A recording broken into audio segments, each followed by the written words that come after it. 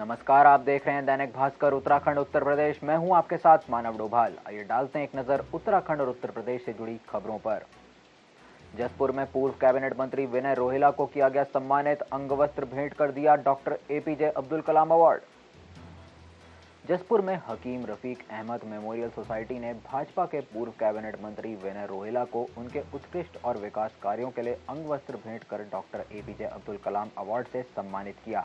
आपको बता दें कि उत्तराखंड बनने के बाद जसपुर के पूर्व विधायकों ने जसपुर को कोई नई दिशा, नई पहचान नहीं दी, लेकिन भाजपा के कद्दावर नेता विनय रोहिला द्वारा जसपुर को एक नहीं अनेक विकास कार्य और अनेक योजनाओं से लाभान्वित कर क्षेत्र का नाम रोशन किया, जिसके लिए संस्थान के पदाधिकारियों द्वारा विनय रोहिला को सम्मानित किया गया।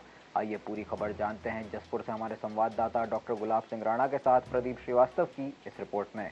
विनय रोहिला जो भारतीय जनता पार्टी के नेता हैं, उनको आज हकीम रफ़ीक साहब के जो फाउंडेशन है उनके द्वारा जो है हमने उनको सम्मानित किया है एपीजे अब्दुल कलाम अवार्ड से, क्योंकि उन्होंने इस विधानसभा ही नहीं बल्कि और दूसरे क्षेत्रों में भी ऐसे सराहनीय कार्य किए हैं जो वाकई उनके वो हकदार बनते हैं। जैसे उर्दू टीचर्स की नियुक्ति कराने में उनका सबसे बड़ा हाथ है, रोडवेज अड्डा बनाने में उनका सबसे बड़ा हाथ है, और विधानसभा जसपुर में घर घर जाकर, डोर टू डोर जाकर के उन्होंने गरीबों की, किसानों की समस्याओं का समाधान करने का पूर्ण प्रयास किया है और आगे भी वो इसमें कार्य करते रहेंगे। इनके इन विशेष कार्यों को देखते हुए, इनके सराहनीय कार्य को देखते हुए हमारे जो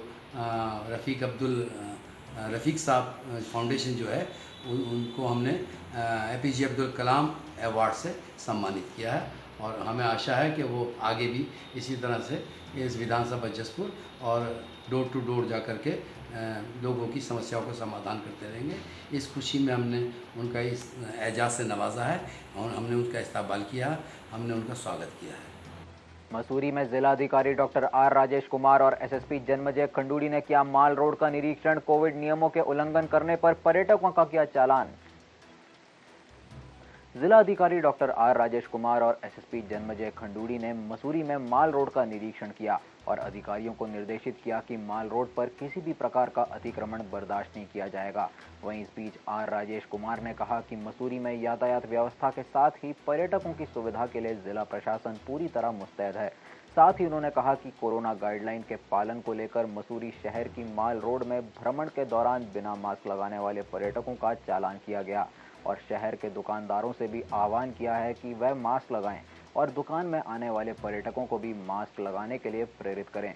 वहीं दूसरी तरफ एसएसपी जन्मजय खंडूड़ी ने बताया कि मसूरी में जाम की बड़ी समस्या है, जिसको लेकर एक नीति तैयार की जा रही है और ऐसे स्थानों को चिन्हित किया जा रहा है जहां पर जाम की समस्या बनती रहती है। आइए पूरी खबर जानते हैं मसूरी से हमारे संवाददाता अजीत कुमार सिंह की इस रिपोर्ट में। देखिए, ये आज पुलिस प्रशासन, जिला प्रशासन जो है, एसपी साहब भी हैं मेरे साथ में, तो ये कंबाइंड अभियान है पुलिस और जिला प्रशासन का। तो ये जो एसओपीज़ हम लोगों ने जारी की हैं फ़िलहाल, तो उसका अनुपालन हो रहा है नहीं हो रहा है, ये चेक करने के लिए हम लोग आए हैं यहाँ पे।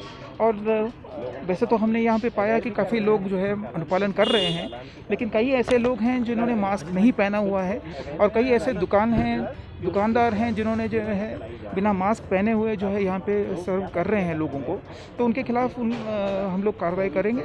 और ये बेसिकली एक जागरूकता अभियान भी है कि लोग अपने आप में सतर्क रहें और एसओपीज़ का अनुपालन सुनिश्चित करें। सर, एक सवाल था आपसे कि जो लंढौर से लेकर 4 दुकान तक वाला सड़क है सर, उसमें हमेशा जाम की स्थिति बनी रहती है। पुलिस द्वारा कुछ पहले आगे यातायात की व्यवस्था भी की गई थी, लेकिन अभी फिर वहाँ फिर से वही स्थिति हो चुकी है, तो शनिवार तौर पर खास दिक्कत होती है सर। देखिए, ट्रैफिक की का इशू तो है ही, यहाँ पे काफ़ी ज़्यादा इशू है, तो हम जो है एसएसपी साहब के साथ बैठ के कोशिश करेंगे कि इसका एक प्लान जो है, ट्रैफिक प्लान हम बैठ के रेगुलेट कराएं। मुख्य सचिव महोदय का भी ये इंस्ट्रक्शन है कि यहाँ पे कुछ जगह हम लोग ऐसी जगह चयनित कर लें जहाँ पे हम वन वे कर सकते हैं, तो इस पे भी हम लोग वर्किंग कर रहे हैं। ट्रैफिक डिपार्टमेंट के साथ भी हम लोग काम कर रहे हैं। एक 2-3 मीटिंग्स हम लोगों ने कर भी दी हैं। कॉम्प्रहेंसिव प्लान बनाने की कोशिश करेंगे और देखेंगे आइंदा जो स्ट्रेचेस है, कुछ जगह हमने जो है, जैसे हम विजिट यहाँ पे कर रहे थे तो देखा कि काफ़ी स्ट्रेचेस पे कुछ जैसे इलेक्ट्रिक पोल्स हैं, कुछ जगह पे जो है ऐसे बैरियर्स हैं जिनको हटाया जा सकता है विभाग से बात करके, तो ये भी हमारे प्लान में है। तो आने वाले समय में आपको बदलाव दिखेगा। सर एक चीज़ होता है, जैसे आप अभी जैसे आपकी आज सूचना से पहले तो मालूम है पूरी दुकानें खुली हुई थी सर, आपकी आने की सूचना के बाद ही मालूम है सारी दुकानें एकदम से गायब, एकदम से हटा दी।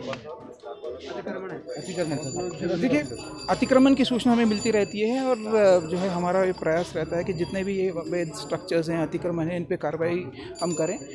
कार्रवाई कर भी रहे हैं और जैसे आप मीडिया बंधुओं के माध्यम से सूचना हमें प्राप्त होती है तो हम लगातार कार्रवाई करते रहेंगे और अभियान जो है जारी रहेगा। सर इसी प्रकार से अतिक्रमण भी सर साथ में जो है जो अवैध निर्माण है उसकी भी मसूरी में एक तरीके से बाढ़ आ चुकी है सर, और इसमें जो है लोग आवासीय भवन पास करवाते हैं उसके बाद होटल बना देते हैं सर, इसमें तो काफ़ी देखिए, इसके खिलाफ कार्रवाई चल रही है, चाहे वो अवैध निर्माण हो या अवैध अतिक्रमण हो या अवैध खनन हो।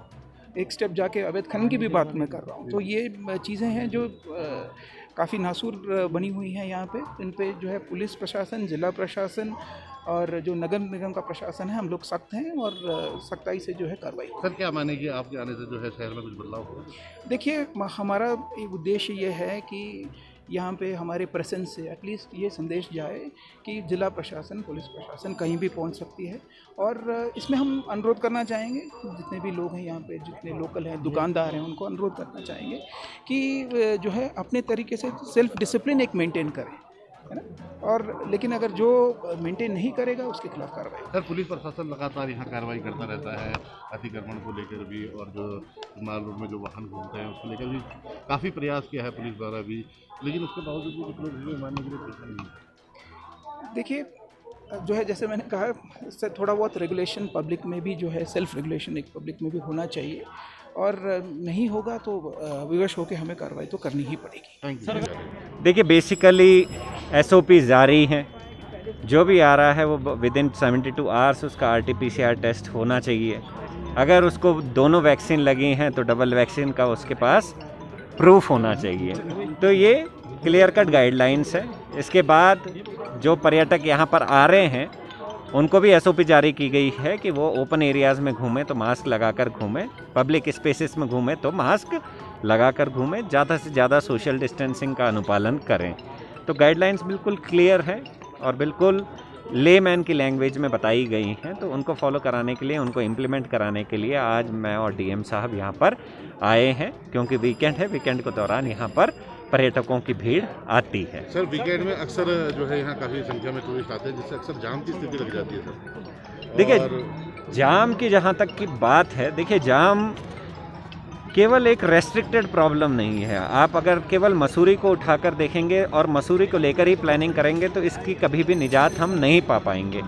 एक मल्टी लेवल अप्रोच होनी चाहिए, मल्टी लेवल प्लानिंग होनी चाहिए।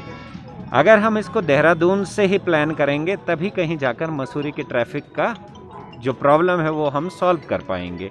उसके लिए हमें पार्किंग की जगह चिन्हित करनी पड़ेंगी, कहाँ कहाँ पर ट्रैफिक रोका जाए वो चिन्हित करना पड़ेगा। तो काफ़ी चीज़ें इसमें करनी पड़ेंगी। कुछ चीज़ें शॉर्ट टर्म प्लानिंग का हिस्सा होंगी, कुछ लॉन्ग टर्म प्लानिंग का हिस्सा होंगी। तो हम कोशिश करेंगे कि ज़्यादा से ज़्यादा शॉर्ट टर्म प्लानिंग में किस तरीके से ट्रैफिक को सुचारू बनाया जा सकता है। नैनीताल में भी हमने प्रयास किया था। तो नैनीताल में जब मैं SSP था तो हमने जो प्लान बनाया था, आज तक वो प्लान वहाँ पर सुचारू ढंग से चल रहा है। तो वहाँ पर काफ़ी हद तक ट्रैफिक की प्रॉब्लम वहाँ पर सॉर्ट आउट हुई थी। वहाँ पर भी नैनीताल में भी यही किया था कि मल्टी लेवल हमारे द्वारा प्लानिंग की गई थी। कोशिश करेंगे कि मसूरी के लिए भी ऐसा ही कोई प्लान हम फॉर्मुलेट करें। सर जो SOP जारी की गई उसमें 15,000 पर्यटकों के मसूरी आने की बात कही गई है, तो ये किस तरीके से तय होगा कि सर लगभग 15,000 ही पर्यटक मसूरी आएंगे? देखिए, बहुत सारी चीज़ें हैं। नंबर ऑफ़ व्हीकल्स जो आ रहे हैं उनको हम रजिस्टर करते हैं। नंबर ऑफ़ व्हीकल्स की कैपेसिटी क्या है उससे एक रफ़ आइडिया हमको लग जाता है। नंबर ऑफ़ होटल्स जो यहाँ पर मौजूद हैं उनकी कैरिंग कैपेसिटी क्या है। इस तरीके से हमारा एक फार्मूला है जिससे कि हम कैलकुलेट करते हैं कि कितने लोग यहाँ पर आ चुके हैं। तो उससे हम कैलकुलेट करते हैं कि कितने लोग। सर पुलिस प्लेट वाले जो है वो लगातार जो। और अब खबरें उत्तर प्रदेश से। रायबरेली के हनुमान मंदिर में कांग्रेस महासचिव प्रियंका गांधी ने टेका माथा। पुजारी ने कहा, जीत के लिए यहीं पर रहें। कांग्रेस महासचिव व यूपी प्रभारी प्रियंका गांधी वाड्रा 2 दिवसीय दौरे पर रायबरेली पहुंच गई है, जिसके चलते वे कई कार्यक्रमों में हिस्सा लेंगी और पदाधिकारियों संग बैठक करेंगी। वहीं लखनऊ रायबरेली सीमा पर प्रियंका गांधी ने चुरवा हनुमान मंदिर में माथा टेका और पुजारी से आशीर्वाद लेकर प्रसाद ग्रहण किया। वहीं पुजारी ने प्रियंका गांधी से कहा कि यूपी में कांग्रेस का मुख्यमंत्री और देश में कांग्रेस का प्रधानमंत्री बने। उत्तर प्रदेश में किसानों की पूरी होगी आस, 25 रुपए बढ़ सकता है गन्ना मूल्य। 4 साल से गन्ना मूल्य बढ़ने की बाट जो रहे किसानों की आस चुनावी साल में पूरी होने जा रही है, जिसके साथ पेराई सत्र 2021-22 के लिए गन्ना मूल्य में 25 रुपए प्रति क्विंटल की बढ़ोतरी के आसार हैं। वहीं गन्ना विकास एवं चीनी उद्योग विभाग ने गन्ना मूल्य निर्धारण की जरूरी कानूनी औपचारिकताएं पूरी कर ली हैं। आपको बता दें कि गन्ना मूल्य को लेकर शासन स्तर पर भी कवायद लगभग पूरी हो गई है। वहीं मुख्यमंत्री योगी आदित्यनाथ की हरी झंडी मिलने के बाद इसका औपचारिक ऐलान किया जाएगा। वहीं आगामी विधानसभा चुनाव के मद्देनजर माना जा रहा है कि सीएम योगी किसानों के किसी बड़े कार्यक्रम में खुद गन्ना मूल्य की घोषणा करेंगे। बुलेटिन में आज के लिए बस इतना ही। स्वस्थ रहें, सुरक्षित रहें और कोविड गाइडलाइन का मुख्य रूप से पालन करते रहें। और उत्तराखंड और उत्तर प्रदेश की खबरों से जुड़े रहने के लिए देखते रहिए दैनिक भास्कर उत्तराखंड उत्तर प्रदेश।